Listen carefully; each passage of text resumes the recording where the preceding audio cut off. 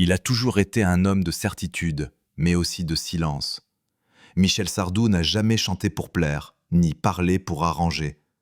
À 78 ans, s'il choisit enfin de revenir sur Johnny Hallyday, ce n'est ni par nostalgie, ni par provocation.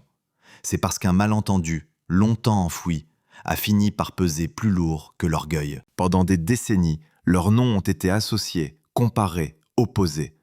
Deux monstres sacrés de la chanson française, deux tempéraments forts, deux visions presque irréconciliables de la liberté. L'un, Michel Sardou, fils de comédien, héritier d'un verbe tranchant, d'une parole qui divise autant qu'elle rassemble. L'autre, Johnny Hallyday, icône populaire, corps offert à la scène, voix forgée dans l'excès et la démesure. Ils se connaissaient, ils se respectaient, mais quelque chose, imperceptible au départ, s'est fissuré. Johnny, c'était quelqu'un d'entier, moi aussi, et quand deux entiers se croisent sans se comprendre, ça fait des dégâts. Cette phrase, Sardou l'a prononcée tardivement. Longtemps, il s'est tu. Trop longtemps, diront certains. Mais ce silence n'était pas un oubli, c'était une retenue, une façon de ne pas trahir ce qu'il considérait comme une loyauté intime. Pourquoi parler maintenant? Pourquoi revenir sur Johnny alors que celui-ci n'est plus là pour répondre, pour nuancer, pour contredire? La question traverse l'esprit de Michel Sardou lui-même. Il le dit sans détour, parce que le temps a fait son œuvre, parce que la mort a figé les interprétations, et parce qu'à force de laisser les autres raconter l'histoire à sa place, le malentendu est devenu vérité officielle. Dans les médias, dans les documentaires, dans les hommages, une image s'est installée, celle de deux hommes éloignés par des égos surdimensionnés, par des prises de position irréconciliables, par une rivalité sourde. Sardou n'a jamais vraiment démenti, il a laissé faire, peut-être par fatigue, peut-être par pudeur, peut-être aussi par cette conviction que certaines choses n'ont pas besoin d'être expliquées. Mais à 78 ans, on ne parle plus pour se défendre. On parle pour remettre les choses à leur place. Sardou n'attaque pas, il n'accuse pas, il rectifie, il nuance. Il dit simplement « ce n'est pas comme ça que ça s'est passé ». Ce qui l'a éloigné de Johnny n'était pas une querelle spectaculaire, ni une trahison. C'était un enchaînement de non-dits, des paroles rapportées, des absences mal interprétées. Un moment précis, souvent évoqué, mais jamais raconté jusqu'au bout. Un moment où chacun pensait comprendre l'autre, alors qu'aucun ne l'écoutait vraiment. Aujourd'hui, Michel Sardou sait que le public est prêt à entendre autre chose qu'une légende simplifiée. Il sait aussi que Johnny Hallyday, de son vivant, a lui-même porté le poids de malentendus qu'il n'a jamais cherché à corriger. Entre eux, il y avait plus de respect que de rancune, plus d'admiration que de jalousie, mais aussi une distance devenue irréversible. Alors une question demeure. À quel instant précis tout a-t-il basculé? Qu'a réellement compris Johnny et qu'a-t-il cru comprendre? Et surtout, ce silence de tant d'années était-il une faute ou la seule fidélité possible? Ils ne se sont pas rencontrés dans l'enthousiasme, ni dans l'admiration immédiate. Leur première vraie rencontre n'avait rien d'une évidence. Michel Sardou le reconnaît volontiers. Johnny Hallyday l'impressionnait moins qu'il ne le dérangeait. Non pas par jalousie, mais par ce qu'il représentait déjà, une force brute. Une popularité qui dépassait les cadres habituels de la chanson française. À l'époque, Johnny est déjà une figure, un corps, une voix, une machine scénique. Sardou, lui, construit autre chose, une parole, des textes qui provoquent, qui divisent, qui exigent d'être écoutés. Ils évoluent dans le même milieu, se croisent lors de galas, d'émissions, de soirées professionnelles. Mais longtemps, ils restent à distance. Politesse, sourire de façade, rien de plus. On se connaissait sans se connaître, dira plus tard Sardou. Chacun observait l'autre à travers ce que les médias renvoyaient.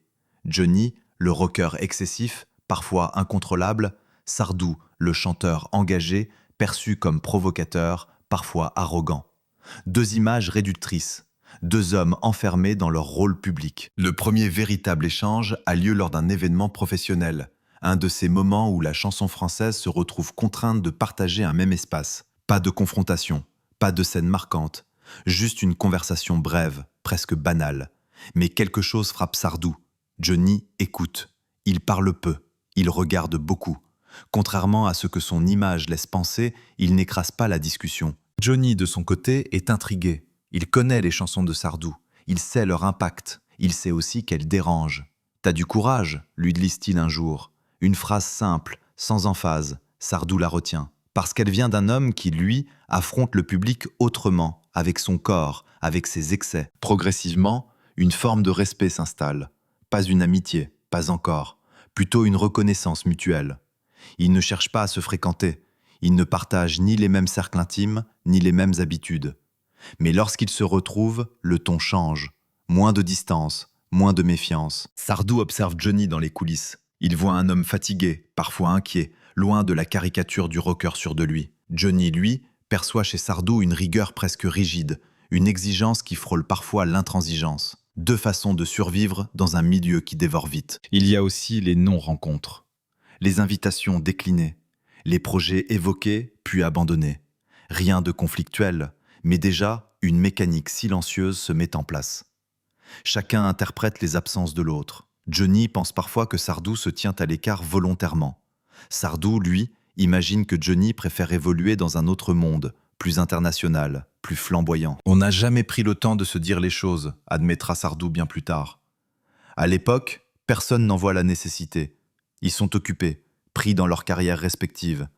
Pris aussi dans cette idée très masculine que parler trop franchement, c'est risquer de fragiliser l'équilibre. Les années passent, les rencontres deviennent plus espacées, mais jamais hostiles. Toujours ce respect, toujours cette distance. Johnny et Sardou ne sont pas des confidents, ils sont deux trajectoires parallèles. Et pourtant déjà, un lien existe, fragile, implicite, suffisant pour que chaque parole, chaque geste, chaque silence prennent un poids disproportionné. Ce qui frappe aujourd'hui Michel Sardou, c'est cette évidence tardive. Dès le début, ils se sont mal lus. Pas par malveillance, par projection. Chacun croyait savoir qui était l'autre sans jamais poser la question directement. Alors une interrogation persiste. À quel moment cette distance naturelle s'est-elle transformée en malentendu? Quand le respect a-t-il laissé place à l'incompréhension? Et surtout, qu'est-ce qui, dans ces premières années, annonçait déjà la fracture à venir? Les années de gloire ne les ont pas rapprochés. Elles les ont figés chacun dans leur légende. Michel Sardou et Johnny Hallyday traversent les mêmes décennies, occupent les mêmes sommets, mais ne regardent pas dans la même direction. Le succès chez eux n'a pas la même saveur, ni la même fonction. Johnny devient un phénomène. Les chiffres donnent le vertige. Des salles pleines, des tournées interminables, une ferveur presque religieuse. Sur scène, il ne chante pas seulement, il s'expose, il se brûle, il donne tout. Sardou observe cela avec une forme de distance admirative. Il ne jalouse pas cette démesure, il la respecte. Mais il ne s'y reconnaît pas. Sardou, lui, règne autrement. Par les mots, par les chansons qui déclenchent des débats, des polémiques, parfois des tempêtes médiatiques. Il accepte d'être contesté, il revendique même cette position inconfortable. Là où Johnny fédère, Sardou divise, et cette différence devient centrale. Johnny, c'était l'émotion immédiate. Moi, c'était la réflexion. Cette distinction, Sardou la formule aujourd'hui avec calme. À l'époque, elle n'était jamais dite, elle était ressentie. Et ressentir sans dire, c'est souvent laisser naître des malentendus. Les médias adorent les opposés. Deux icônes, deux styles, deux France presque. Johnny, le peuple, l'instinct, l'Amérique rêvée. Sardou, la provocation intellectuelle, la chanson qui interroge, parfois qui choque. Les comparaisons se multiplient, les titres aussi. Chacun devient malgré lui le miroir déformant de l'autre. Johnny lit peu ses articles, dit-on, mais il les entend.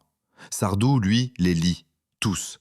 Il s'en agace parfois, pas parce qu'on le compare à Johnny, mais parce qu'on simplifie. On résume deux trajectoires complexes à une rivalité artificielle. Et cette simplification s'infiltre lentement dans leurs relations. Ils se croisent lors de grandes soirées, de plateaux télévisés, d'événements officiels. Toujours cordiaux, toujours professionnels. Mais quelque chose a changé. Une retenue supplémentaire, un mot de trop évité, un regard interprété. Johnny vit à 100 à l'heure. Il accumule les expériences, les excès, les renaissances. Sardou, lui, s'ancre. Il contrôle. Il choisit ses batailles. Cette différence de rythme crée un décalage. Johnny perçoit parfois chez Sardou une forme de jugement silencieux. Sardou, de son côté, croit sentir chez Johnny une distance volontaire, presque un désintérêt. Rien n'est dit. Tout est supposé. Il y a aussi les prises de position publiques. Les chansons de Sardou font polémique. Johnny, lui, reste plus flou politiquement, plus insaisissable. Certains interprètent ce silence comme une neutralité, d'autres comme une prudence. Sardou sait que Johnny écoute, mais il ne sait pas ce qu'il pense. Et dans ce vide, chacun projette ses propres doutes. On n'a jamais été en désaccord frontalement, explique Sardou, mais on n'a jamais été vraiment d'accord non plus. Cette zone grise devient leur terrain commun, un terrain instable, où la moindre rumeur peut faire office de vérité. Au sommet, l'isolement est plus grand. Entouré, mais seul. Johnny est porté par une équipe, par une machine. Sardou avance avec moins de filtres. Chacun croit que l'autre est protégé, privilégié. Chacun se trompe. Ce qui aurait pu les rapprocher, la pression, la fatigue, le regard du public, les éloigne doucement. Parce qu'ils n'en parlent pas. Parce que le succès ne laisse pas de place à la fragilité partagée. Avec le recul, Sardou reconnaît que ces années-là ont scellé beaucoup de choses. Pas par un événement précis, mais par une accumulation de silences, de suppositions, de phrases rapportées, de gestes mal interprétés. Et une question s'impose aujourd'hui. Quand tout réussit, prend-on encore le temps de vérifier ce que l'autre ressent? Le succès protège-t-il vraiment? Ou empêche-t-il de se comprendre? Et dans cette gloire partagée mais vécue séparément, où s'est glissée la première fissure irréversible? Les fissures n'arrivent jamais avec fracas. Elles s'installent lentement, presque poliment. Dans le cas de Michel Sardou et Johnny Hallyday, elles n'ont pas pris la forme d'une dispute publique ni d'un affrontement direct. Elles sont nées d'un détail, puis d'un autre, jusqu'à devenir une distance que plus personne ne sait comment combler. Mais alors, quelque chose change dans le regard. Pourtant, rien n'est officiellement arrivé. Ce soir-là, chacun se souvient d'un moment différent. Les premières incompréhensions viennent de paroles rapportées, des phrases sorties de leur contexte, des commentaires attribués à l'un, répétés à l'autre, déformés par le filtre des intermédiaires. À cette époque, Sardou parle beaucoup. Il s'exprime librement, parfois brutalement. Johnny, lui, entend. Il n'aime pas les conflits indirects. Il préfère le face-à-face. Mais celui-ci n'a jamais lieu. Sardou apprend que Johnny aurait mal pris certaines de ses déclarations. Lesquelles? Personne ne le sait vraiment. Ou plutôt, chacun a sa version. Sardou est surpris. Il n'a jamais cherché à attaquer Johnny. Mais il ne corrige pas publiquement. Il estime qu'un malentendu entre deux hommes n'a pas à être étalé. Ce choix, rétrospectivement, est peut-être le premier véritable tournant. Johnny, de son côté, interprète ce silence comme un désintérêt, ou pire, comme une indifférence calculée. Lui qui fonctionne à l'affect, qui a besoin de sentir les choses clairement, se retrouve face à une absence de réponse. Et l'absence, chez Johnny, a toujours été plus violente que les mots. Il y a aussi les cercles qui se referment. Les entourages prennent plus de place. Les filtres se multiplient. Les agendas s'opposent. Chacun est protégé, mais aussi isolé. Les occasions de se parler directement disparaissent, et lorsque les chemins se croisent, la spontanéité n'est plus là. Ce soir-là, lors d'un événement public, une phrase est prononcée. Banalement, sans intention particulière, mais elle tombe mal. Johnny la reçoit comme une mise à distance. Sardou, lui, ne se rend même pas compte de son effet. Deux perceptions, une seule réalité, celle de l'incompréhension. On aurait dû se parler à ce moment-là, admet Sardou aujourd'hui. Mais à l'époque, l'orgueil joue son rôle. Pas un orgueil agressif, un orgueil de retenue. Celui qui empêche d'appeler, celui qui fait penser que l'autre fera le premier pas, et aucun ne le fait. Les médias sentent le glissement. Ils parlent de froideur, de rupture tacite. Ils amplifient, ils interprètent. Chaque absence devient un signe, chaque silence une preuve. Sardou lit, Johnny écoute, et chacun se replie davantage. Pourtant, rien n'est définitivement brisé, pas encore. Il reste des signes de respect, des hommages indirects, des mots choisis avec précaution lorsqu'on évoque l'autre.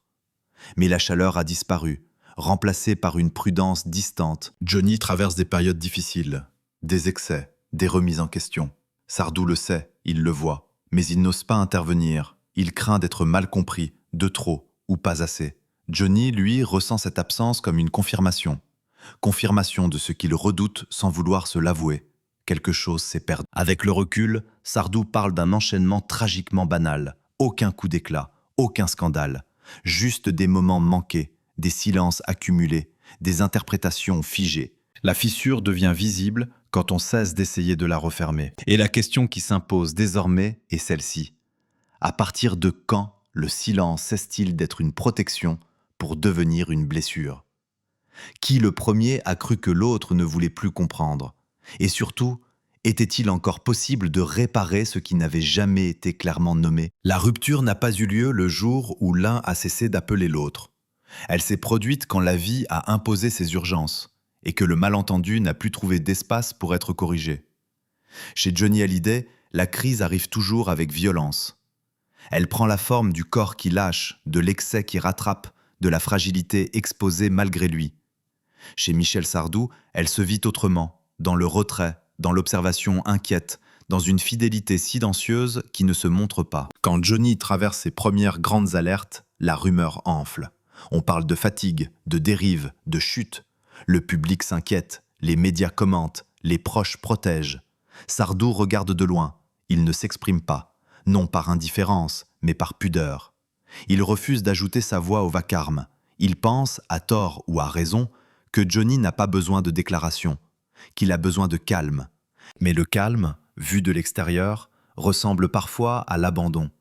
Johnny, lui, vit ces périodes comme des épreuves de vérité. Il retient ceux qui sont là. Il note les absents, pas par rancune, mais par instinct de survie. Dans ces moments-là, chaque geste compte, chaque appel aussi. Et celui de Sardou ne vient pas comme Johnny l'aurait attendu, pas de façon explicite, pas de façon visible. Ce silence devient une frontière, non dite, mais bien réelle. Les années passent, Johnny se reconstruit, plusieurs fois. Il revient sur scène, il renaît, il s'accroche à cette idée que la musique seule le trahit pas. Sardou, de son côté, poursuit sa route. Il continue à chanter, à provoquer, à exister dans un rapport frontal avec le public. Mais quelque chose s'est refermé, une porte intérieure. Lorsqu'ils se croisent à nouveau, l'atmosphère est différente. Polie, correcte, mais froide. Le naturel a disparu. Les mots sont pesés. Les regards évitent de s'attarder. Ce qui aurait pu être dit ne le sera plus. Parce que le moment est passé. Parce que la vie a accéléré. Puis vient l'épreuve ultime, la maladie. Celle dont on parle à demi-mot, celle qui transforme tout. Johnny se bat, jusqu'au bout. Le pays retient son souffle. Les hommages se préparent même avant la fin. Sardou est là, comme tout le monde, à distance. Il ressent la gravité. Il ressent aussi un poids ancien qui remonte, celui de ceux qui n'ont jamais clarifié. À l'annonce de la mort de Johnny Hallyday, le silence prend une autre dimension. Cette fois, il est définitif. Sardou ne peut plus corriger, plus expliquer, plus tendre la main. Ce qui n'a pas été dit devient irréversible. Et c'est là que le malentendu prend toute sa force. Non plus comme un simple désaccord, mais comme une blessure inachevée. Sardou assiste aux hommages. Il écoute les récits. Il entend parfois des versions qui ne lui ressemblent pas. Des récits où il est absent ou réduit à une figure distante. Il ne réagit pas encore. Parce qu'il sait que ce moment appartient à Johnny, pas à lui. Mais intérieurement, quelque chose se fracture. Pas une colère, un regret. Celui d'avoir cru que le temps arrangerait tout. Celui d'avoir confondu discrétion et retrait. Celui d'avoir pensé que le respect se comprenait sans être exprimé. Quand quelqu'un part, on comprend ce qu'on n'a pas fait, dira-t-il plus tard, simplement. Sans pathos, sans justification. La crise finalement n'était pas entre eux. Elle était dans ce décalage irréversible entre ce que l'un pensait donner et ce que l'autre espérait recevoir. Et une question s'impose, implacable. Le silence peut-il être une forme d'amour mal comprise ? À partir de quand la pudeur devient-elle une absence ? Et surtout, que reste-t-il à dire quand celui à qui l'on devait parler n'est plus là ? Après la tempête, il ne reste pas le silence. Il reste l'écho, celui des phrases qu'on n'a pas dites, celui des gestes qu'on a crus inutiles. Pour Michel Sardou, l'après-Johnny n'est pas un deuil spectaculaire, c'est un temps long, intérieur. Un temps où l'on revisite les souvenirs sans pouvoir les corriger. La disparition de Johnny Hallyday a figé une histoire que beaucoup se sont empressés de raconter à sa place. Les documentaires, les hommages, les récits d'amitié, les absences soulignées. Sardou regarde cela avec une forme de détachement douloureux. Il ne se reconnaît pas toujours dans ce qui est dit, mais il ne conteste pas. Parce qu'après la mort, la parole devient délicate, et parce que Johnny, lui, n'est plus là pour nuancer. Sardou continue à vivre, à chanter encore un temps, à apparaître parfois. Mais quelque chose a changé dans son rapport à la parole publique. Il parle moins, il choisit davantage, il évite les explications longues, non par lassitude médiatique, mais parce qu'il sait désormais que tout ne se répare pas par des mots. Dans l'intimité, pourtant, le souvenir de Johnny revient, pas sous la forme d'un regret théâtral, plutôt comme une interrogation persistante. Sardou se demande ce que Johnny a réellement cru, ce qu'il a ressenti dans ces moments de fragilité, s'il a perçu le respect là où Sardou croyait le montrer, ou s'il n'a vu qu'une distance incompréhensible. On ne s'est pas brouillé, insiste-t-il parfois. Cette précision est essentielle pour lui, parce qu'elle change tout. Il n'y a pas eu de colère à dépasser, pas de pardon à demander, juste une absence de dialogue. Et cette absence, avec le recul, lui paraît plus lourde qu'un conflit ouvert. Les années qui suivent sont calmes. Sardou observe le paysage musical évoluer. Il voit Johnny devenir un mythe figé, sanctuarisé, une figure presque intouchable. Il respecte cela. Mais il sent aussi que cette sacralisation empêche parfois la vérité humaine d'exister. Johnny n'était pas qu'une légende. Il était un homme, sensible, attentif aux signes, et parfois blessé par ce qu'il ne comprenait pas. Sardou, lui, accepte peu à peu l'idée qu'il n'aura jamais la confirmation de ce qu'il suppose. Il n'y aura pas de dernière conversation, pas de clarification tardive. Il lui reste alors une seule option, accepter sa part de responsabilité sans se condamner, comprendre sans se justifier. Dans certaines interviews, une phrase revient. « J'aurais dû lui dire ». Elle n'est pas suivie de reproches, ni envers Johnny, ni envers lui-même. Elle est dite comme un constat, presque comme une leçon tardive. Dire, parfois, n'est pas une faiblesse, c'est une nécessité. Après la tempête, Sardou vit avec une conscience plus aiguë du temps. Il sait que les malentendus ne vieillissent pas bien, qu'ils se durcissent, qu'ils finissent par devenir des récits imposés par d'autres.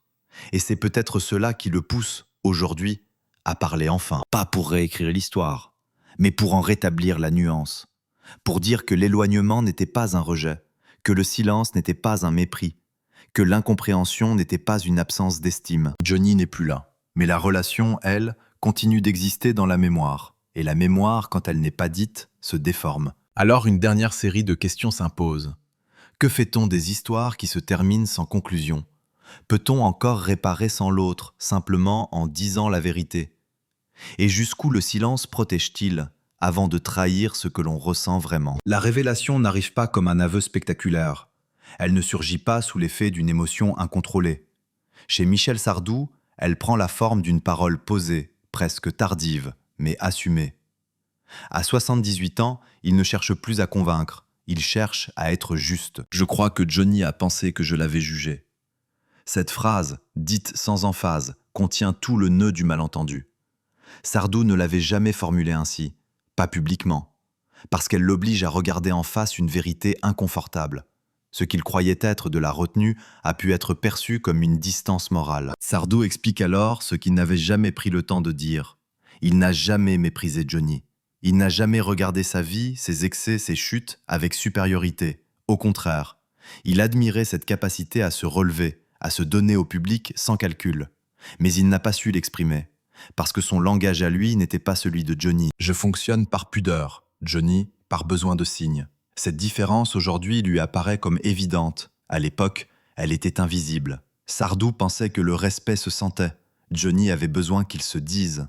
Et entre ces deux logiques, le vide s'est installé. La révélation, c'est aussi celle d'un moment précis.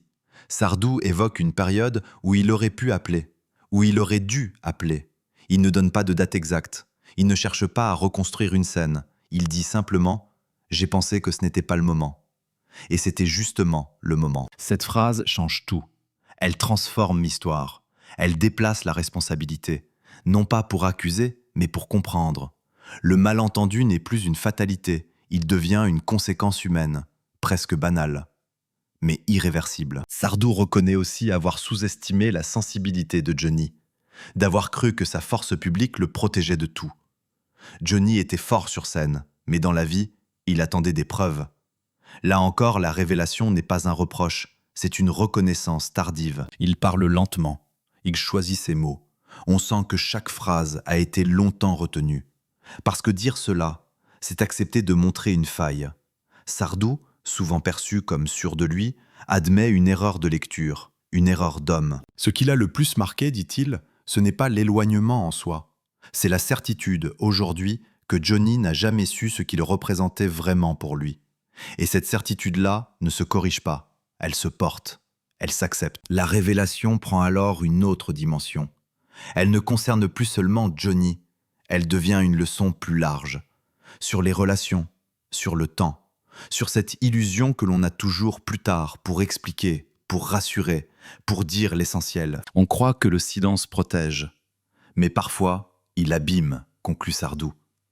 Cette phrase, il ne la prononce pas comme un slogan, il l'a dit comme une mise en garde, presque comme un héritage. Il sait que certains interpréteront cette parole comme un règlement de compte tardif. Il l'anticipe et il l'écarte. Parce qu'il n'y a rien à régler. Johnny n'est plus là. Il n'y a plus de dialogue possible. Il ne reste que la vérité telle qu'il la ressent, enfin formulée. La révélation n'efface rien. Elle n'arrange pas tout. Mais elle redonne une profondeur humaine à une histoire trop longtemps figée dans des raccourcis. Et une dernière interrogation s'impose avant de refermer le récit. Dire trop tard, est-ce encore dire la vérité? Peut-on réparer un malentendu sans celui qui l'a vécu de l'autre côté? Et que reste-t-il finalement quand on a enfin trouvé les mots, mais plus l'interlocuteur? Ce n'est pas une conclusion, c'est un apaisement. Michel Sardou ne cherche pas à refermer l'histoire de Johnny Hallyday comme on referme un dossier. Il sait que certaines relations ne trouvent jamais de point final clair.